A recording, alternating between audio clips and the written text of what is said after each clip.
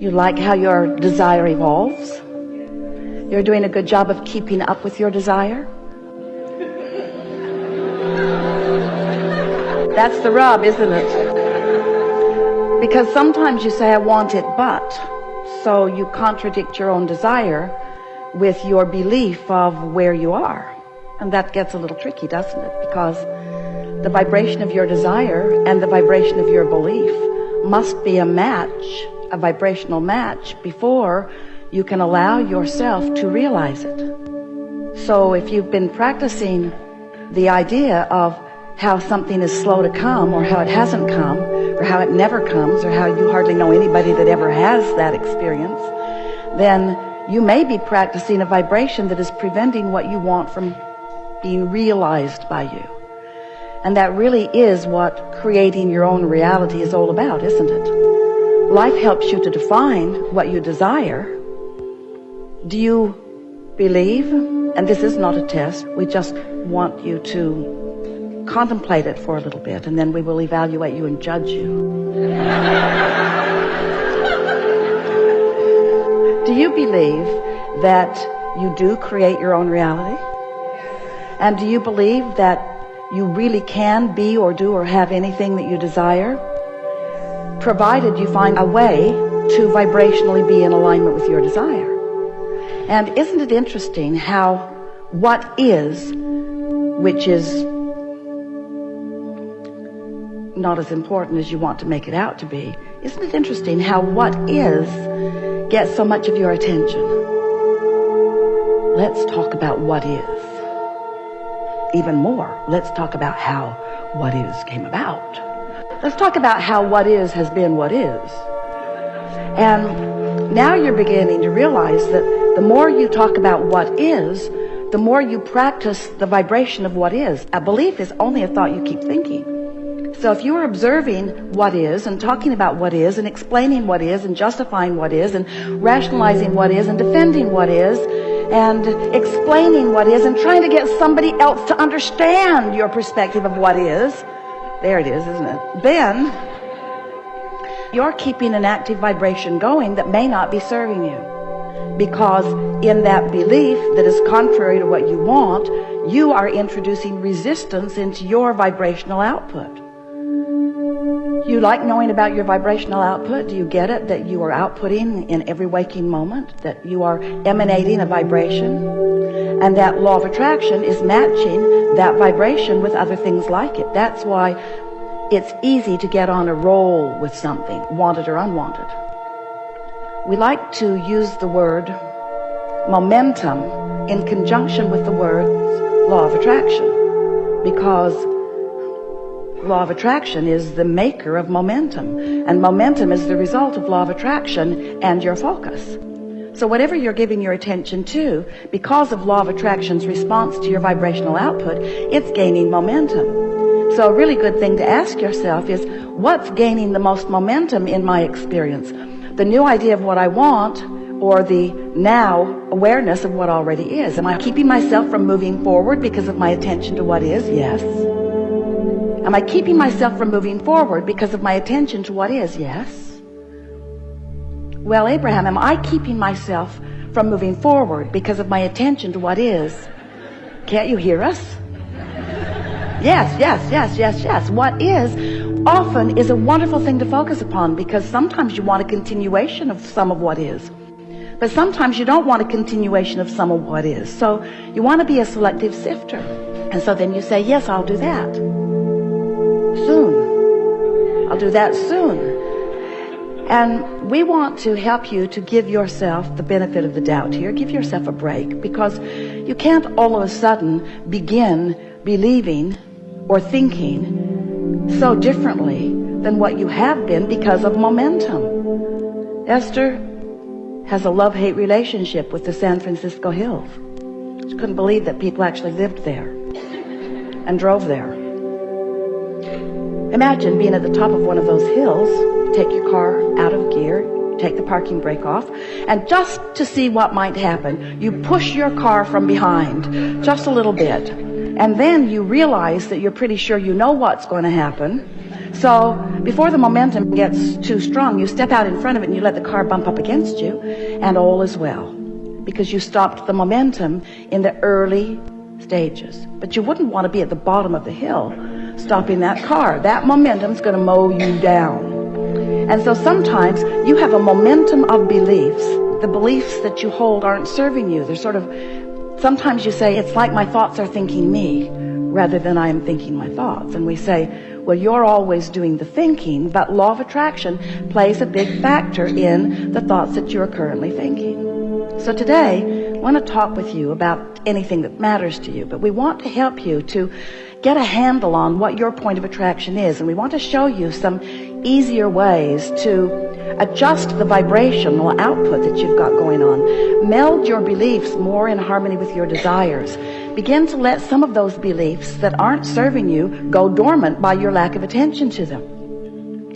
But you can't all of a sudden let something go dormant that has momentum going. That's like saying, okay, I'm going to push my car, and right before it crashes into the bay below, I'm going to stop it. And we say, probably not. Not in a comfortable way.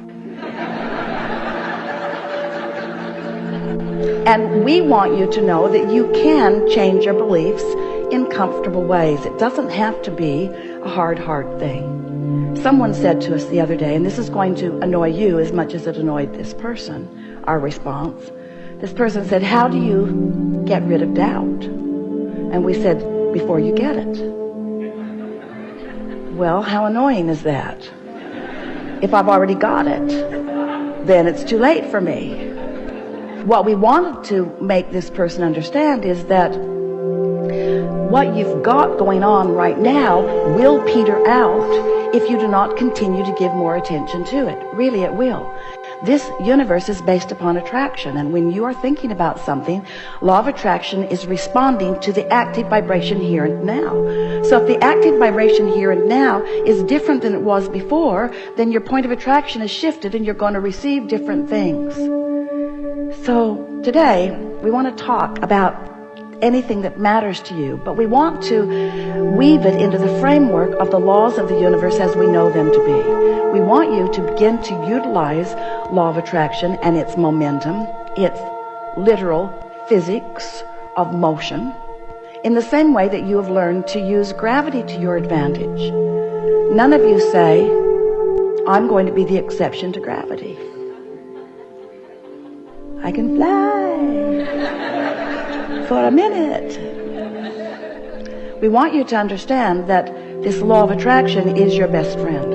And the reason that it is because it's utterly consistent. But you have to understand what you're doing with it. You have to understand what your point of attraction is before you are the deliberate creator of your own reality. Otherwise, you're creating by default, just sort of offering thought all over the place. So, I'm going to give you a very brief sort of bringing you round to what we know you already know, but it's a good basis to begin with. And then it is our promise to you that today, not only will we answer everything that's active within you, for sure, but together we will collectively take thought beyond anything that has been before on this subject of creating your own reality. Because we want you to be clear and confident about how thoughts turn to things. How is it that you conjure something in your mind, practice it a little bit, and then it begins manifesting in your experience? How is it that thoughts turn to things? Because they do all over the place. Everything that you are living is a literal translation of the vibration that you've been practicing. But when you're not doing it on purpose, when you're not doing it deliberately, when you're not paying attention to the guidance system within you, and you're not deliberately molding your thought with awareness of what the new molding feels like, then you have a tendency as humans, we love you so much, to observe outcomes, to observe conditions, and then to spend most of your time evaluating the conditions, measuring them, categorizing them, judging them, condemning them or praising them, but vibrating all over the place because of them.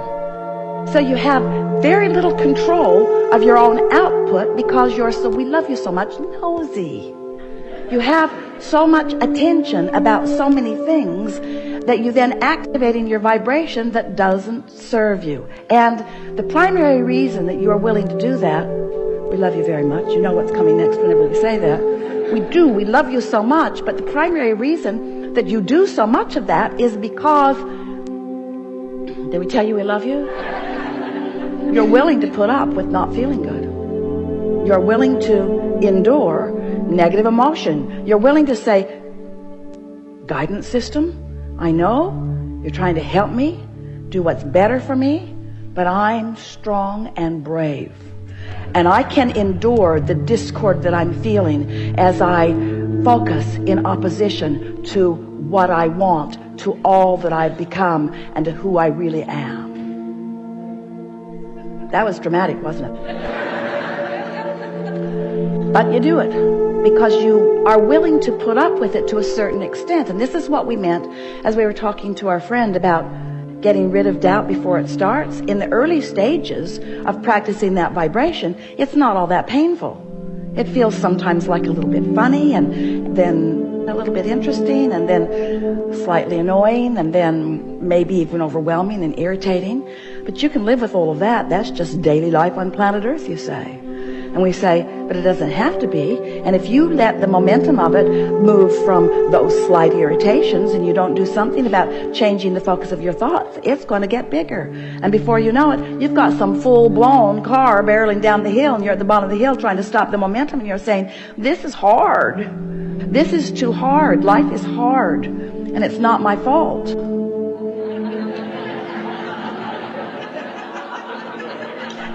I blame my mother. She should have warned me. She shouldn't have warned me. She should have done something. She should have not done something. Poor mother, she can't win. And so, once you realize that you have control now, so yes, there's momentum now, and yes, it's playing out now, but it can change because you have the ability to change your perspective. You have the ability, and these are the words we want you to leave here remembering forevermore. We're going to give it to you in a context that you've never considered before. You must consider your life experience without giving so much attention to the conditions of the experience. Because you cannot find vibrational alignment with source and with what's coming and with who you really are and with what you want and with all that you've created and with what's in your vortex and with all of the things that you have become. You cannot be a vibrational match to the more of you when you are a vibrational match to the less of you. It's one or the other. In other words, you've got to focus toward something. And if you're focused toward what is, then you are just regurgitating what is. You're holding yourself in a vibrational pattern that won't let you move from where you are. Different faces, different places. Have you noticed? Different scenarios, but the same old keeps happening because of your attention to what is, you see. And so we know you've heard the expression unconditional love. People talk about it all the time, but they don't have a clue what it means, because most people, when you speak of unconditional love, think that what we're saying is look at some condition that is really important and tolerate it. Look at it, and even though your guidance system is turning your guts wrenching inside out, even though everything within you is letting you know that this conversation is not of advantage to you and it's just perpetuating a vibration that's going to continue a point of attraction that does not serve you and that you do not want, even though all of that is going on, be a lover, an unconditional lover. Just look at that guy you hate and say nice things about him when he's around. But unconditional love is being aligned with source. That means you have to look at things the way source looks at things. You can't have something going on in your vibration and just cover it up with words and action. That's not unconditional. That's based upon the conditions. And so we know it feels a little uncomfortable in the beginning of this discussion, but it is our promise to you that by the time you leave this gathering today, you'll have a clear understanding of how to tune to who you really are and what you really want, rather than to the current condition that is introducing resistance into your vibration. And that is all that is required.